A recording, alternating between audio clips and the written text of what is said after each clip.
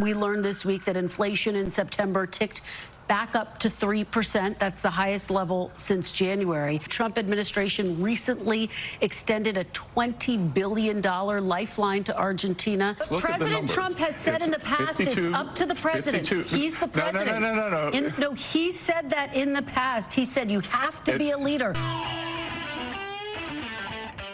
I have a few clips lined up for us to look at of Scott Bessent on Meet the Press, as he also fails to defend this corrupt, failed administration. So if you can, take a moment, leave us a like on the video. It helps us out a ton. We're trying to get to 30,000 subscribers, and let's get right to the breakdown. Trump administration recently extended a $20 billion lifeline to Argentina that has gotten some bipartisan criticism, Mr. Secretary, including from Congresswoman Marjorie Taylor Greene of Georgia. I'll read you a little bit of what she wrote. She says, quote, Americans are getting decimated with high cost of living and skyrocketing insurance costs. Many of them have zero savings, and some are maxing out credit cards to survive.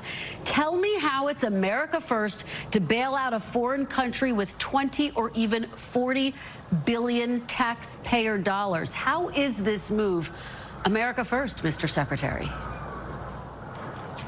Well, Kristen, it is America first because we are supporting a U.S. ally. I swear to God, my body contorted from the laughter that it let out when I heard this the first time. Like, remember, guys, sending aid to a U.S. ally who was being attacked, Ukraine, that was bad and not American first, because why don't we spend the money here despite over 90% of the money actually staying in our economy, and in sending them ammunition and weapons, it created jobs replacing those weapons, thus boosting our GDP and creating more wages. But who cares about any of that? Not American first. But now when we bail out failed small government principles because we want to try what just decimated their economy, that's America first because, well, they're an ally, despite it actually further screwing over our farmers and directly hurting Americans as a result. You have to love MAGA politics. We're now in the second longest shutdown in U.S. history. When will President Trump meet with Democrats to try to bring this shutdown to a close and get federal workers their paychecks back again, Mr. Secretary? Well, Kristen, I'm going to have to reject the premise of your question. Why does President Trump have to meet with Democrats? Democrats just need to go into the Senate and vote to end the shutdown. But President Trump has said in the past it's up to the president. He's the president. No, he said that in the past. He said you have to be a leader. The president has to lead. You have to get people into a room. You have to get a deal. When's he going to do that? Well, he is leading, and there's no deal to do with Chuck Schumer.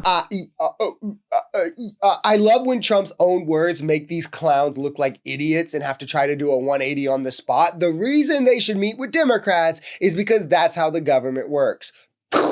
I know, you're the majority party. It is your duty to keep the government open. You know you need 7 seats to do so. Your job is to work with the Democrats to get those votes. Not to say, fall in line with our plan or you're getting nothing and the government stays shut down.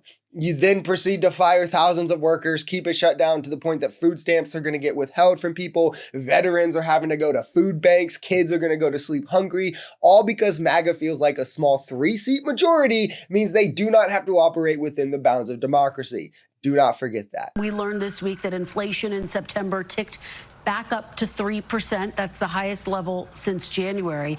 I want you to take a listen to something that President-elect Trump told me back in December. Take a look. I started using the groceries. When you buy apples, when you buy bacon, when you buy eggs, they would double and triple the price over a short period of time. And I won an election based on that. We're going to bring those prices way down. Mr. Secretary, coffee prices are up 19% from a year ago. Beef is up almost 15%, and bacon up almost 6%, just to name a few. So when are all grocery prices going to come down, as President Trump promised? Well, Kristen, it's unfortunate. As much as I like you, you like to cherry pick. Yeah, guys, if you take out gas, beef, apparel, coffee, toys, most of groceries, the picture looks a lot better. You're just cherry picking. Also, I mean, it's almost like the core things that everyone depends on are rising, which is the problem.